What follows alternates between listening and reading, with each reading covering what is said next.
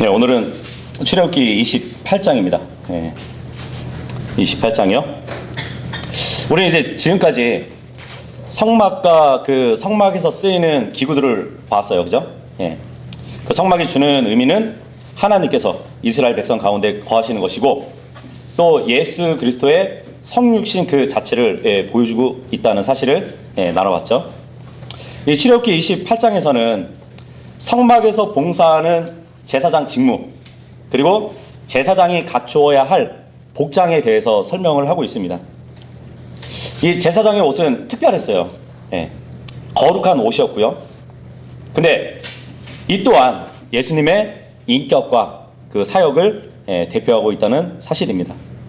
그래서 이 전체 문맥을 보면 1절에서 5절까지는 하나님께서 아론 가문을 제사장으로 직접 선택해 주고 계신 것을 볼 수 있고요.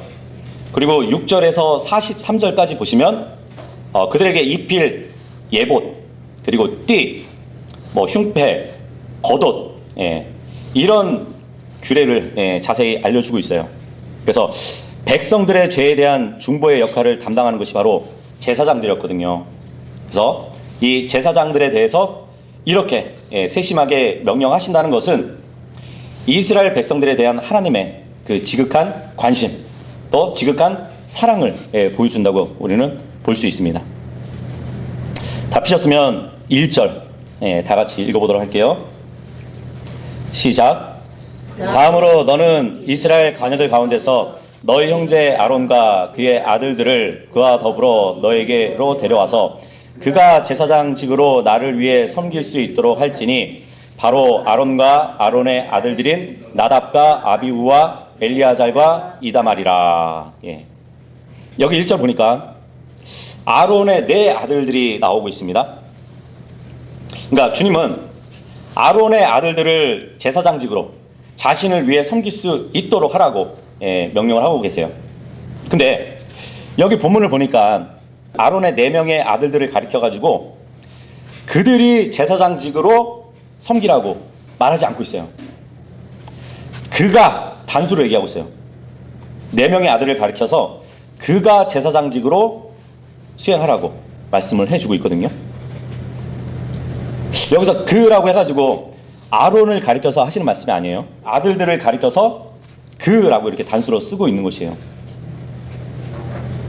이것은 교회에게 영적인 교훈을 주거든요. 우리 모두는 제사장들이잖아요, 그죠? 근데 각자가 자신을 살아있는 헌물로 주님께 드리는 삶을 산단 말이죠.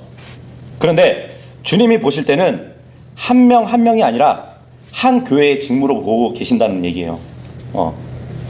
한번 생각해봐요. 내 몸의 지체들은 각자잖아요, 그죠? 그런데 내가 점심 식사를 하려고 한단 말이에요. 그러면은 식당으로 내가 걸어가야죠, 발로. 그러죠? 그리고 눈으로 메뉴판을 봐야겠죠? 무얼 먹을까 머리로 결정해야 돼요. 그리고 입으로 주문을 해야겠죠? 그리고 그 주문을 귀로 확인할 것이에요. 자, 음식이 나오면 코로 냄새를 맡아야겠죠? 그리고 손으로 집어서 먹어야 돼요. 한 가지 일을 위해서 여러 지체들이 한 목적을 가지고 움직였단 말이에요. 그죠? 그래서 성도들의 각자의 섬김이 있지만 한 가지의 목적, 주님을 섬기는 일에 있어서는 하나라는 얘기예요. 그래서 우리가 다 같은 제사장들이지만 주님이 보실 때는 하나의 제사장으로 보신다는 얘기예요. 그것을 교훈해주고 있단 말이죠.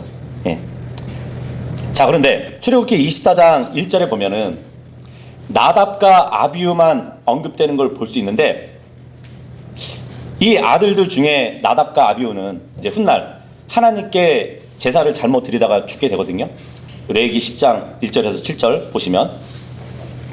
그리고 나서 엘리아잘이 아론의 뒤를 이어가지고 대제사장이 되게 됩니다. 그런데 마지막 아들 이다말에 대해서는 더 이상 언급이 되지는 않아요. 어쨌든 성막에서 섬김으로 봉사하는 이 제사장들은 아론과 그의 4 아들들이라고 1절에 말을 해주고 있지만, 나답과 아비우가 하나님의 심판을 받아가지고 죽어버리는 바람에 아론의 제사장직이 그의 2 어린 아들 엘리야잘과 이다말을 통해서 이어지는 것을 나중에 볼 수 있습니다. 그래서 1절에 보면 이 나답과 아비후가 한 쌍으로 기록되어 있어요. 근데 이들이 죽고 나서 엘리야잘과 이다말도 한 쌍으로 나누어서 기록된 걸 보면 둘씩 주님을 섬겼다는 것을 볼 수 있겠죠. 자, 이렇게 구약 시대에는 아론의 계보를 따르는 사람들만이 제사장이 될 수 있었어요. 자, 그런데 신약에 와서는 예수님을 믿고 구원받은 모든 사람이 제사장직이 되잖아요. 그죠? 그래서 베드로전서 2장 9절에 보면 그러나 너희는 선택받은 세대요 왕가의 제사장단이요 이렇게 기록이 되어 있단 말이죠. 제사장들은 성소에서 다양한 직무를 담당했었습니다. 매일 2번씩 금 제단에 향을 피우는 일을 했었고요. 그리고 등잔 때에 불을 붙이고 진열된 빵 테이블을 빵을 올려가지고 유지하는 그 일을 했었단 말이죠. 그리고 번제단 위에서 희생을 드리는 일, 그리고 백성에게 복을 비는 그러한 일을 했었단 말이에요. 또 그것뿐만 아니라 민사 재판을 주관하기도 했었어요. 그래서 백성들한테 또 율법도 가르치기도 했었고, 또 전쟁 시에는 이스라엘 백성이 전쟁을 나갈 때는 용기를 복돋워주는 그 일도 했었단 말이죠. 이렇게 이스라엘의 생활은 성막을 중심으로 해서 한 생활이었다는 것을 알 수 있는데, 제사장이 그만큼 중요한 역할을 감당했다는 것을 또 알 수 있습니다.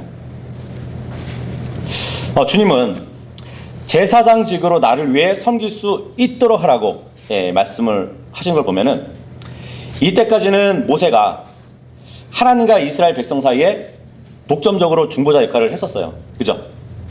근데 이제 아론과 그의 아들들을 제사장으로 세우면서 모세는 중요한 기능 하나를 또 이제 가지게 됐는데, 지금까지 이스라엘 백성을 전부 혼자서 이렇게 이끌어왔던 모세가 이제 앞서서 재판의 기능을 가졌던 1000명을 재판할 수 있는 사람을 두었고, 100명을 재판하는 사람들, 그리고 50명을 재판하는 사람들, 10명을 재판하는 사람들 이렇게 나누어서 보기도 했었는데, 굉장히 효율적으로 담당을 했었는데, 제사를 담당하는 이 제사장들을 정하면서 결국은 이 이스라엘 백성이 종교나 사법, 행정 이 세 개로 분립되어 가지고 더 효율적으로 주님을 섬기는, 그리고 백성들을 통솔하는 그 일이 시작됐단 말이죠. 2절 한번 읽어보겠습니다. 2절 시작. 그리고 너는 너희 형제 아론이 사용할 거룩한 의복들을 영광을 위하여 또 아름다움을 위하여 만들지니라. 이제 아론이 제사장직을 행하는 데 있어서 의복을 만들려고 합니다. 아론이 사용할 거룩한 의복이라고 기록되어 있는데, 그러니까 하나님이 제사장이 될 자들을 선택하신 후에 그들이 직무를 수행할 때 입을 특별한 옷을 입히고자 하시는 것을 볼 수 있어요. 이 옷을 이렇게 보면은 이 옷들이 이제 거룩한 의복들이라고 기록이 되어 있는데, 주님의 영광을 위해서 만들려고 해요. 그래서 하나님에 의해서 거룩히 구별된 이 제사장은 그 복장에서부터 하나님의 영광을 드러내야 했어요. 마찬가지 직무를 행하는 제사장의 사역을 사람들이 우러러 보게 하기 위함도 있습니다. 그래서 히브리서 5장 4절에 보면 하나님께로부터 부르심을 받은 이 아론은 사람들에게 영예를 얻었다는 말씀이 있어요. 그러니까 이 제사장 복장은 어떠한 의미에서는 백성 전체에게도 제사장들을 하나의 계층으로 구별하는 역할을 했다는 얘기예요. 거기에다가 이제 이 예복은 제사장에게 거룩한 신분을 드러내 보여주는 옷이었기 때문에 제사장들은 성별된 삶을 살아야 된다는 것을 끊임없이 상기시켜주는 의복이라고 보시면 됩니다. 그리고 이 거룩한 의복들을 본문에 보니까 아름다움을 위하여 만들지래요. 그러니까 대제사장들이 입고 있는 이 옷은 다른 옷과 다를 뿐만 아니라 훨씬 돋보이는 옷으로 만들라는 것이거든요. 그래서 이 옷에는 금을 넣기도 했었고요. 또 보석이 있어서 광채가 나는 옷이었어요. 그래서 아름다운 이 옷을 제사장들은 성소에서 봉사를 할 때 입었지만 다른 때에는 절대 입지 않았어요. 그리고 이 대제사장의 옷의 색상, 재료, 이것은 성막 내부 또 이제 휘장을 만들 때 쓰였던 그 재료로 또 만들었거든요. 성소의 특성은 주님의 성품이 들어가 있는 특성이잖아요. 마찬가지로 대제사장의 성품도 성소의 특성과 조화를 이루어야 한다는 것을 시사해 주는 것이거든요. 3절하고 4절 읽겠습니다. 어떠한 모양인지 보여주고 있어요. 3절하고 4절 시작. 그리고 너는 지혜로운 마음이 된 모든 자들 곧 내가 지혜의 영으로 가득 채운 자들에게 전하여 그들로 하여금 아론을 성별하게 할 그의 의복들을 만들게 할지니 그가 제사장직으로 나를 위하여 섬길 수 있게 하려 함이라. 그런즉 이것들이 그들이 만들 의복들이니 흉패와 예복과 자수를 놓은 우독과 애간과 허리띠라. 그리하여 그들이 너희 형제 아론과 그의 아들들을 위하여 거룩한 의복들을 만들지니 그가 제사장직으로 나를 위하여 섬길 수 있게 하려 함이라. 그리고 그들은 금실과 청색실과 자수색실과 주홍색실과 고운 아마를 취할지니라. 3절에 보니까 지혜로운 마음이 된 모든 자들, 이들을 통해서 만들려고 하거든요. 이들이 곧 지혜의 영으로 가득 채운 자들이라고 또 말씀해 주고 있는데, 이 보이지 않는 영과 또 마음은 지금 동의어로 쓰여지고 있거든요. 보통 이제 심령이라는 말을 쓰잖아요. 심령. 영과 마음을 합쳐가지고.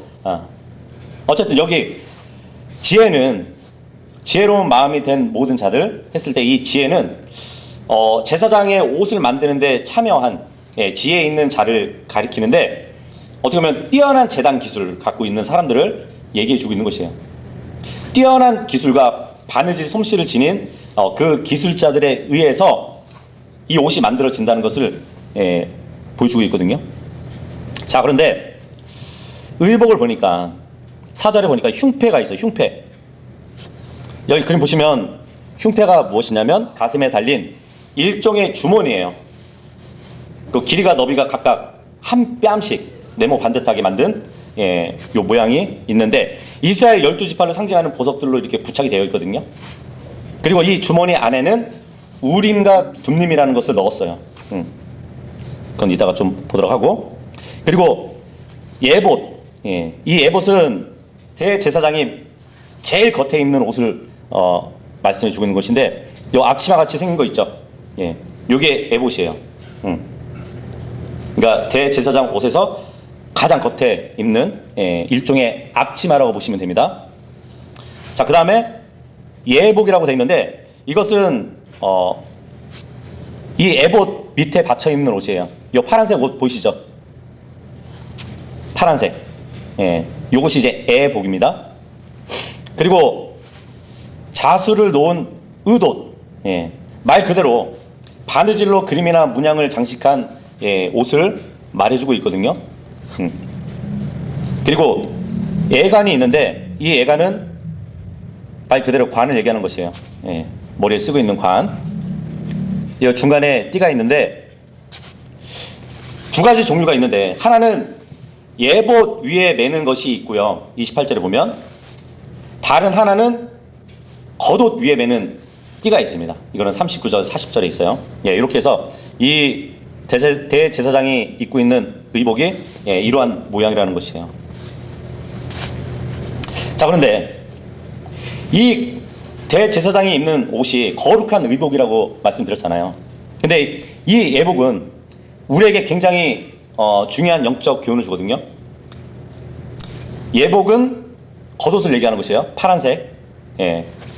자, 그런데 이 제사장이 입은 예복, 겉옷은 하나님 앞에서 성직을 수행하는 그 이유로 구별된 옷이거든요. 이전에 우리가 나누어 봤는데, 이 전 우주의 모양이, 그 하나님의 집의 모양이 피라미드 두 개가 이렇게 위에서 아래 붙여진 모양이라고 말씀드렸잖아요. 근데 주님은 시편 104편 2절에 보면은 피라밋 위쪽은 어떤 모양이죠? 삼각형이잖아요.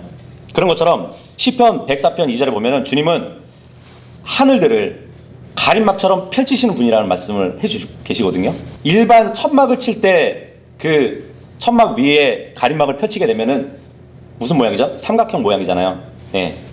그런 것처럼 지금 이 제사장이 입고 있는 이 파란색 겉옷은 마치 판초이 같아요. 예. 딱 펼치면은 위에 구멍 하나 있고 옆으로 딱 퍼지는 판초이처럼 삼각형 모양의 옷이란 말이죠. 그래서 마치 피라밋을 연상케 하는 옷이란 말이죠. 근데 색깔도 청색이잖아요. 하늘의 색깔이잖아요. 그래서 이 옷 자체가 작은 성막을 보여주는 것이에요. 자, 그리고 이 제사장이 입은 이 예복은 제사 임무를 수행하는데 아론과 그의 아들들의 죄를 덮는 옷이거든요. 하나님께 나아가려면은 그것을 덮어야 되잖아요. 죄의 몸을. 그래서 그들을 거룩해 한다는 의미에서도 거룩한 의복이라고 성경은 말씀해 주고 있는 것이거든요. 근데 이 제사장 예복이 또 어떻게 적용이 될 수 있냐면 시편 132편에 보잖아요. 이런 말씀이 있어요. 제사장이 입은 옷이 구원의 옷이면서 의의 옷이라고 노래를 하고 있습니다. 시편 132편 16절에 보면은 또한 내가 그녀의 제사장들을 구원으로 옷 입히겠노라. 여기서 그녀의 제사장들 하니까 이제 그녀가 왜 붙냐면 이스라엘을 얘기하는 것이에요. 이스라엘이 하나님의 아내잖아요. 그 이스라엘의 제사장들을 구원의 옷으로 입히겠노라. 구원의 옷으로 입힌대요. 그리고 그녀의 성도들은 즐거움으로 환호하리라. 제사장이 입은 옷은 구원의 옷이래요. 그리고 132편 9절에 보잖아요. 당신의 제사장들이 의로 옷 입혀지게 하소서 그래요. 당신의 성도들이 즐거움으로 환호하게 하소서. 자, 그렇다면 제사장이 입은 예복, 구원의 옷과 의의 옷을 동시에 입은 것이에요. 근데 놀라운 게 이것을 우리 교회에 또 영적으로 적용해 볼 수 있거든요. 예수 그리스도 자체가 구원의 옷이고 의의 옷이라고 성경은 말씀해 주고 있단 말이에요. 제사장의 옷은 거룩한 옷인데 구원의 옷, 의의 옷, 바로 그리스도를 가리키거든요. 그래서 갈라디아서에 보면은 그리스도와 합해진 자들은 다 그리스도로 옷 입은 것이라고 말씀해 주고 있어요. 갈라디아서 3장 27절에 보면 이는 그리스도 안으로 침례받은 너희는 물침례를 얘기하는 것이 아니에요. 성령 안에서 침례를 받은 우리가 예수 그리스도와 함께 합쳐졌잖아요. 너희는 다 그리스도를 옷 입은 것이기 때문이라. 그리스도로 옷 입혀졌다. 이 옷은 구원의 옷을 얘기하는 것이에요. 우리는 구원의 옷을 입었습니다. 대제사장들의 입는 옷처럼. 자, 그리고 로마서 13장 14절에 보잖아요. 오직 너희는 주 예수 그리스도로 옷 입으라. 그리고 육신의 정욕들을 실현하려고 육신을 위해 기회를 제공하지 말라. 우리가 금방 갈라디아서에 보니까 그리스도로 옷 입었다고 말씀을 하시잖아요. 근데 로마서에 보니까 그리스도로 옷을 입으라고 합니다. 우리는 그리스도로 옷 입었는데 왜 또 그리스도로 옷 입으라고 하죠? 어떻게 봐야 될까요? 여기 로마서에 그리스도로 옷 입으라는 이 말은 갈라디아서의 구원의 옷이 아니라 의로운 행위를 위해서 의의 옷을 입으란 얘기예요. 다시 말하면 우리가 그리스도 안에서 침례를 받아가지고 그리스도의 구원의 옷을 입었잖아요. 그리고 이제는 그리스도의 의의 옷을 입으라고 하는 말씀이에요. 시편에서도 우리가 봤듯이 제사장에게 구원의 옷으로 입혔고 의의 옷으로 덧입혀졌잖아요. 지금 로마서 13장 14절의 그리스도의 옷은 12절에 말씀해 주고 있어요. 12절에 빛의 갑옷을 얘기하는 것이에요. 밤이 한참 지났고 낮이 가깝도다. 그러므로 우리가 어둠의 행위들을 벗어던지자. 그리고 우리가 빛의 갑옷을 입자. 이 말씀을 하고 계시잖아요.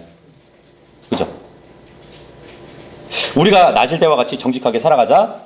흥청망청함과 술 취함 가운데서 살아가지 말고 불륜과 음욕 가운데 살아가지 말며 분쟁과 시기 가운데 살아가지 말자. 예.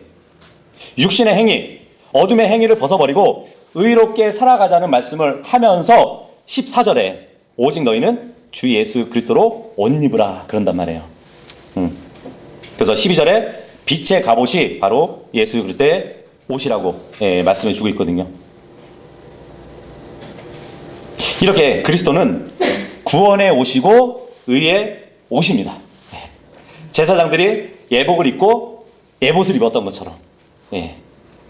그죠? 근데 이게 또 이사야서 61장 10절에 가잖아요. 그러면 그 두 가지 옷을 또 말해주고 있어요. 내가 주를 대단히 크게 기뻐하겠노라. 나의 혼이 나의 하나님으로 인하여 즐거움으로 충만하리라. 이는 그분께서 나를 구원의 의복들로 입히셨기 때문이라. 그분께서 나를 의의 예복으로 덮으셨으니. 두 가지 옷이 나오죠. 구원의 의복들, 또 나의 의의 예복. 신랑이 장식품으로 자신을 꾸미듯이 신부가 그녀의 보석 장식들로 자신을 단장하듯이 하셨도다. 우리가 일상에서도 속옷과 겉옷을 입는 것처럼 영적인 이 옷도 속옷과 겉옷이 있는 것이에요. 구원의 옷과 의의 옷. 이렇게 우리가 이해하시면 될 것 같아요. 계시록 19장 8절 그리고 14절에 나오는 희고 깨끗한 그리스도의 의의 옷을 말해주고 있는 것입니다. 자, 그리고 제사장이 옷을 만드는데 무엇이 사용되냐면 금실과 청색실과 자주색실과 주홍색실과 고운 아마를 취하래요. 이건 우리가 계속해서 봤듯이 성막의 천을 만드는 재료잖아요. 예수님의 사역과 성품이 반영된 여러 가지 색의 아마실을 사용한단 말이죠. 근데 우리가 그동안 봐왔던 색 중에 금실을 제외하고 모두 성막 휘장을 만드는 재료였단 말이죠. 근데 오늘 본문에는 금실이 하나 더 등장하죠. 그죠? 근데 이 금색은 영원한 신성을 상징하는 색이에요. 청색은 권능의 신성, 자주색식은 권위와 위엄, 그리고 주홍색실은 희생과 속죄, 그리고 아마실 흰색은 순결과 순수를 상징한다고 말씀드렸죠. 그런 것이 다 포함된 재료로 만들어진 게 제사장 옷이라는 입니다. 6절에서 8절까지 읽어볼게요. 시작. 그런 다음에 그들은 금실과 청색실과 자주색실과 주홍색실과 가늘게 꼬아진 아마를 이용하여 정밀한 세공으로 예봇을 만들지니라. 예봇의 두 견장이 그것의 양 끝부분에 결합되어야 하니 그것을 그와 같이 함께 결합되게 할지니라. 그리고 그것 위에 있는 예봇의 정교한 허리띠는 예봇의 작업에 따라 같은 것으로 이루어지게 할지니 바로 금색과 청색실과 자주색실과 주홍색실과 가늘게 꼬아진 아마로 이루어지게 할지니라. 이제 6절부터 9절까지에는 예봇을 만드는 방법이 기록되어 있어요. 여기 예봇은 소매 부분이 없는 긴 조끼 모양으로 생겼어요.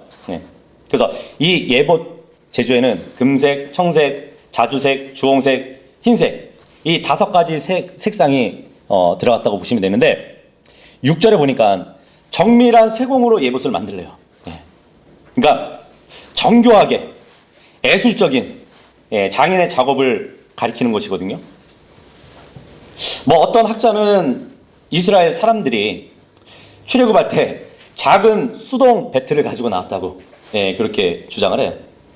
그렇게 해야 정교한 이 옷을 만들 수 있다고. 그건 모르겠어요. 그 수동 배틀을 가지고 나왔는지는. 7절 보시면은 이제 예봇의 두 견장이 있습니다. 예봇의 두 견장이라는 것은 여기 어깨 보시면 멜빵처럼 생겼잖아요. 그죠? 그래서 가슴과 등 쪽에 나누어진 그 예봇을 하나로 연결하는 일종의 멜빵이라고 보시면 돼요. 그 제사장 목을 중심으로 해가지고 예봇을 좌우 양쪽으로 고정하기 위해서 두 견장, 어깨 바지 2개가 필요했던 것이에요. 그리고 8절에 보니까 예봇의 정교한 허리띠, 허리띠. 4절에서 언급됐던 그 띠 중에 하나, 대제사장 몸에 밀착하는 데 사용됐던 띠를 말해주고 있는 것입니다. 9절 읽어보겠습니다. 9절 시작. 그런 다음에 너는 호마노 보석 2개를 취하여 그것들을 위해 이스라엘 자녀들의 이름을 새길지니. 9절부터 12절까지는 이제 예봇의 두 견장 위에 박혀 있는 2개의 보석 호마노에 대한 설명 부분이에요. 이게 호마노의 원석이거든요. 이것을 잘 가공해 가지고 그곳에다가 이스라엘 자녀들의 이름을 새기라고 합니다. 근데 어깨 위에다가 이렇게 딱 장착하려면 굉장히 작게 만들어야 되는데 글씨도 작게 새겨놨을 것 같아요. 근데 이 호마노는 뭐 빨강색, 검정색, 흰색 여러 가지 빛깔로 이렇게 겹겹이 줄로 나타나는 보석이거든요. 근데 이 호마노는 역사적으로 볼 때도 이 도장을 만드는데 쓰였던 보석이었어요. 그래서 이집트에서는 왕의 인장 반지를 이렇게 만들 때 이 반지의 표면으로 써가지고 자신의 이름을 새기기도 했었거든요. 이 호마노는 그 재질이 매우 단단하거든요. 그래서 그것의 이름을 새기기 위해서는 고도의 세공 기술이 필요했을 것이에요. 근데 이집트에서는 이미 BC 2000년 이전부터 이러한 기술이 발달되어 있었어요. 그래서 이스라엘 백성들이 이집트에서 종살이 할 때 그러한 기술들을 충분히 습득했을 것이라고 볼 수 있습니다. 그리고 본문에 보니까 이스라엘 아들들, 그러니까 이스라엘의 전체 지파를 얘기하겠죠. 대제사장이 그들의 이름이 새겨진 호마노를 어깨에 메고 하나님께 나아가는 것은 곧 대제사장이 이스라엘 전체를 대표해서 하나님께 나아간다는 것을 의미하는 것이에요. 이 그림 보시면 이제 어깨 위에 네모나게 만든 호마노의 이름을 새긴 것입니다. 10절에서 12절까지 읽겠습니다. 시작. 그들의 출생에 따라 그들의 이름들 중 6을 하나의 보석에 나머지 다른 6 이름들은 다른 보석에 새길지니라. 도장을 새기는 일들처럼 보석에 새기는 자의 세공으로 너는 이스라엘 자녀들의 이름들을 두 보석에 새길지니라. 너는 그것들을 금으로 된 난집들에 물리게 할지니라. 그리고 너는 그 2개의 보석들을 예봇의 두 어깨 위에 붙여서 이스라엘 자녀들에게 기념의 보석들이 되게 할지니라. 그런즉 아론은 기념으로 주 앞에 그들의 이름들을 그의 어깨에 짊어질지니라. 10절에 보니까 출생 순서에 따라서, 그러니까 나이 순서에 따라서 새기라는 말이에요. 그리고 6을 하나의 보석에 또 다른 보석에 또 6을 이렇게 기록하라고 말씀해 주고 있습니다. 11절에 보면 도장을 새기는 일처럼 해야 돼요. 그러니까 이집트를 비롯해가지고 고대 국가에서는 반지 위에 이름을 새겨가지고 공문서에 사용했던 도장처럼 사용했거든요. 그래서 호마노 위에 이스라엘 아들들의 이름을 새긴 이것은 굉장히 고도한 세공 기술을 응용한 것이라고 볼 수 있죠. 그리고 금으로 된 난집들에 물리게 할지니라, 이 말씀이 뭐냐면 여러분들 뭐 반지에 보면은 어떤 보석들이 튕겨나가지 않게 겉에 이렇게 씌워주는 거 있죠. 겉에 이렇게 잡아주는 거 알죠? 그것을 얘기하는 것이에요. 그래서 이름을 새긴 이 호마노를 고정시키기 위해서 그 밑판이나 가장자리를 금으로 만들라는 얘기예요. 12절에 보니까 이스라엘 자녀들에게 기념의 보석들이 되게 할지니라, 이 말씀을 하고 있거든요. 그러니까 이스라엘 지파의 이름이 새겨진 이 호마노를 대제사장이 온 이스라엘에 대한 책임과 의무를 깨우쳐주는 각성물로 삼으라는 그 뜻을 가지고 있습니다. 그리고 주 앞에 그들의 이름들을 그의 두 어깨에 짊어질지니라, 이 말씀을 하고 있어요. 보통 이제 어깨 하면은 힘을 상징하는 신체 부위거든요. 이사야서 9장 6절에 보면은 예수 그리스도를 가리키면서 그런 말씀을 해주고 있거든요. 우리에게 한 아들이 주어졌는데 그분의 정권이 그분의 어깨 위에 있을 것이라는 말씀을 해주고 있어요. 그래서 어깨라는 것은 힘을 상징하는 부위란 말이죠. 근데 그 어깨 위에 이 12지파를 짊어지라고 말씀해 주고 있습니다. 그렇죠. 대제사장이 백성들과 하나님과의 그 사이에 중보 역할을 했었잖아요. 그죠? 그러기 위해서는 자신의 그 두 어깨가 무거웠던 것이에요. 뭐 예수 그리스도를 우리가 또 생각해 본다면 그분의 어깨 위에는 정말 세상의 모든 슬픔들을 어깨에 짊어지시고 세상의 모든 죄를 자신의 두 어깨 위에 짊어지시고 십자가에 오르신 분이시죠. 그래서 제사장의 사역은 예수 그리스도의 사역을 예표하는 것이라고 또 우리는 볼 수 있는 것이에요. 13절에서 16절까지입니다. 시작. 다음으로 너는 금으로 난집들을 만들지니라. 그리고 순금으로 2개의 사슬들을 양 끝에 만들지니라. 너는 그것들을 원안으로 이어진 작업물로 만들며 원안으로 이어진 사슬들을 난집들에 고정할지니라. 다음으로 너는 심판의 흉패를 정밀한 세공으로 만들지니라. 너는 예봇을 만드는 작업에 따라 그것들을 만들지니라. 너는 금실과 청색실과 자주색실과 주홍색실과 가늘게 꼬아진 아마로 그것을 만들지니라. 그것을 두 겹으로 정사각형이 되게 할지니 그것의 길이는 한 뼘이 되게 하고 그것의 너비는 한 뼘이 되게 할지니라. 금색, 청색, 자주색, 주홍색, 이 아마실 계속 반복적으로 지금 기록되어 있거든요. 그냥 위에 실과 같이 이렇게 딱 말씀해 주시면 될 것 같은데 그만큼 중요하고 그만큼 기억해야 할 일이기 때문에 주님은 계속 반복해서 기록해 주시는 것이에요. 여기 13절 보면 난집들 말씀드렸죠. 심판의 흉패를 예봇 앞 가슴에 이렇게 메어가지고 고정시키는 그것을 말씀해 주고 있는 것이에요. 14절에 보니까 심판의 흉패라고 되어 있는데 여기서 심판이라는 것은 법적 효력을 지니는 그 판례를 얘기하는 것이에요. 그러니까 대제사장 가슴에 있는 이 흉패 보이시죠? 이것이 심판용으로 사용된다는 것을 말해주고 있는 것인데 국가에 중대한 일이 있어서 결정이 필요하잖아요. 그럼 하나님께 물어봐야 되잖아요. 그 결정을 위해서 무엇이 필요했냐면 우림과 두림이라는 것이 필요했습니다. 민수기 27장에 보면은 이게 모세의 후계자 여호수아가 어려운 문제가 이렇게 닥칠 때마다 제사장 앞에 나가요. 그리고 나서 우림과 둠림의 그 판결을 받아보고 그 일대로 행하는 것을 볼 수 있거든요. 여기 흉패 보면은 지금 그림으로 잘 보이지 않지만 양쪽으로 주머니가 있어요. 그 주머니 안에 우림과 둠림이라는 것을 넣었거든요. 이 우림과 둠림이 뭐냐면 요것이에요. 바둑알처럼 생겼죠? 이것을 그 안에 넣는 것이에요. 그 주머니에다가. 그래서 이 우림의 판결법이 대제사장의 판결 흉패 안에 들어있다고 말씀드렸잖아요. 주머니 안에. 제비를 뽑는 것이에요. 제비. 뭐 구체적으로 어떻게 제비를 뽑았는지에 대해서는 성경에 나와 있지 않아요. 그래서 어떤 분들은 이 우림과 둠림을 주머니에서 딱 꺼냈을 때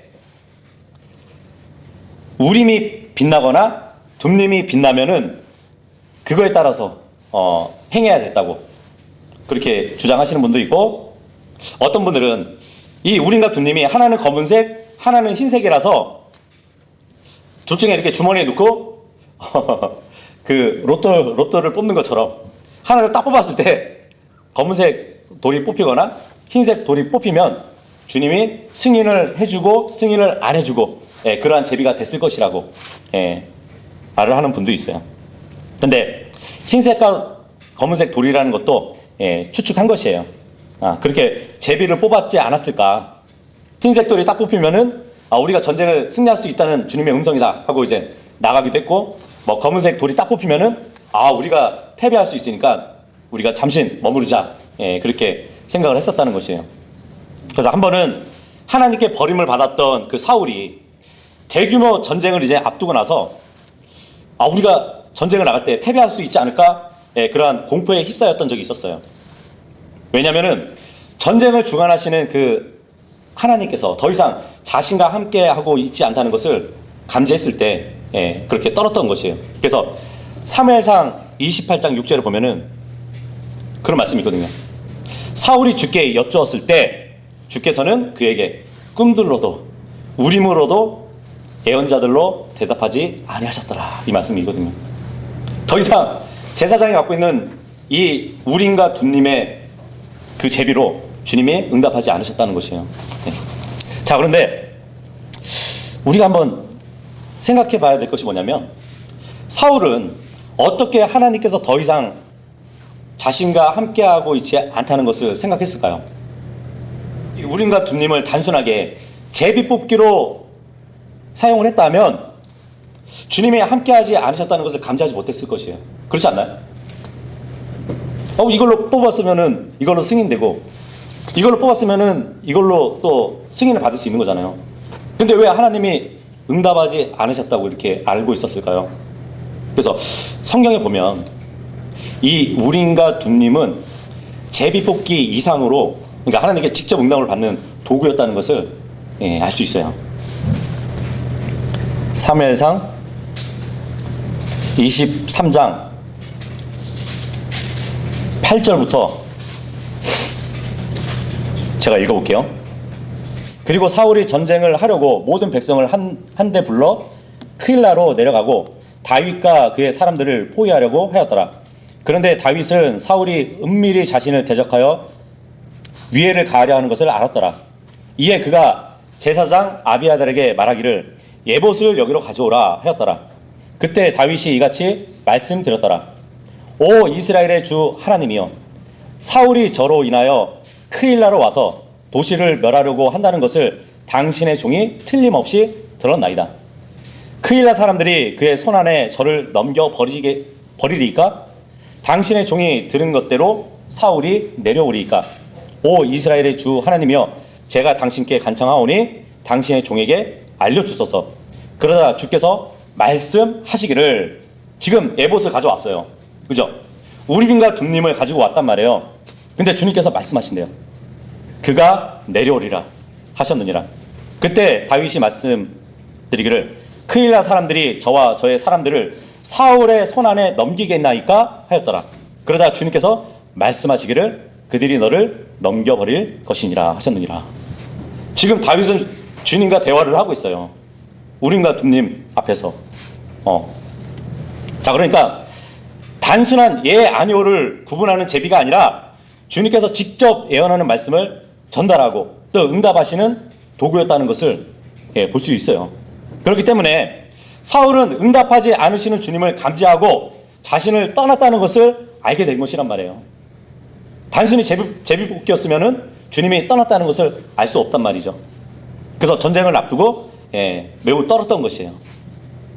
그래서 결국 사울은 부리는 영을 찾아가가지고 사무엘을 불러놓고 전쟁의 승패를 물어보는 그러한 일을 했었잖아요. 그죠?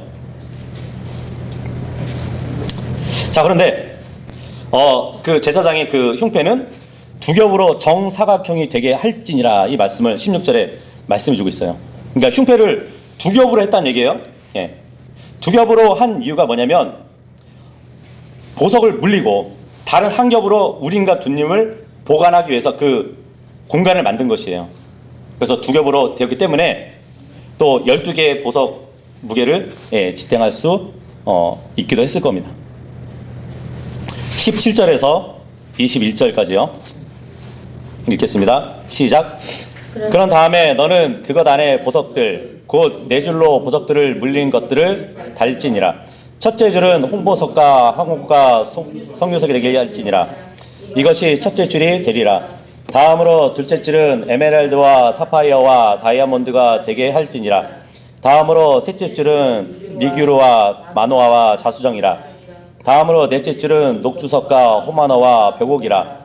보석들은 그것들의 고정틀 안에서 금으로 물릴지니라.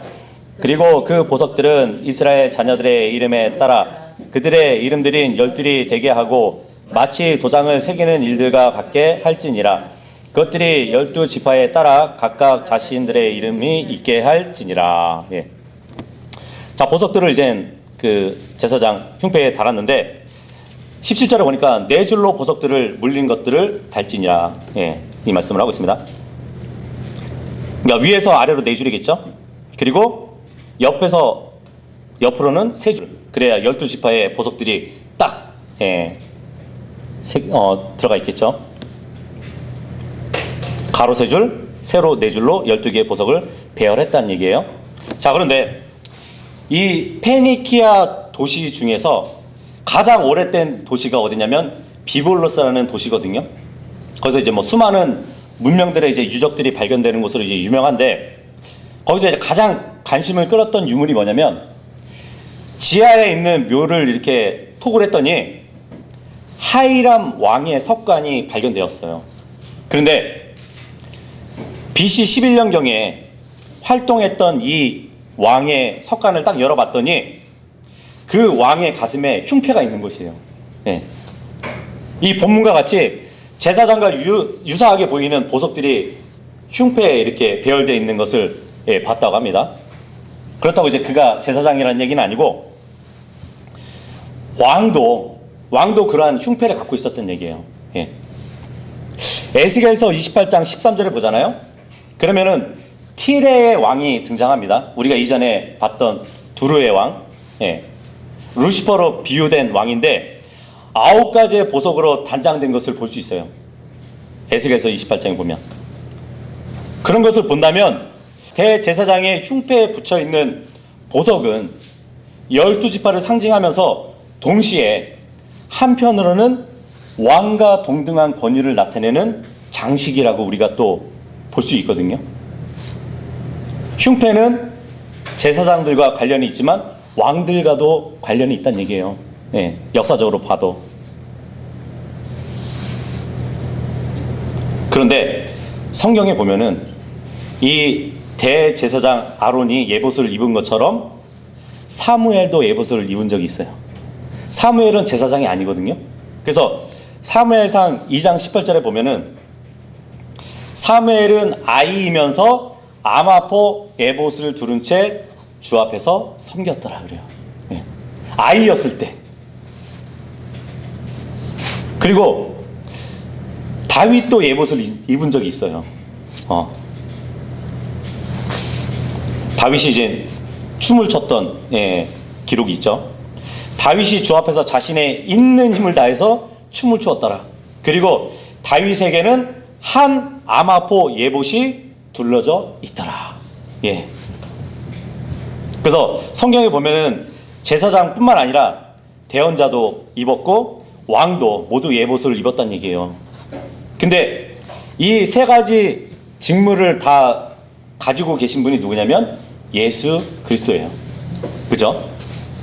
예수님은 이 땅에 오셨을 때 대언자로 오셨죠. 죽으시고 지금은 제사장 사역을 하고 계시죠. 앞으로 재림하시면 왕의 직무를 하실 분이잖아요. 자, 이렇게 해서 오늘 이 출애굽기 28장을 다 봤는데 그런 말 있잖아요. 옷이 내 얼굴이다, 이런 말이 있어요. 옷을 편하게 입었을 때 나의 행동과 옷을 정장으로 갖춰 입었을 때 나의 행동이 조금 다르듯이, 그래요? 그죠? 어떤 제복을 입으면 내 행동이 또 조심해지기도 하고 언행이나 말투, 표정도 달라지게 되잖아요.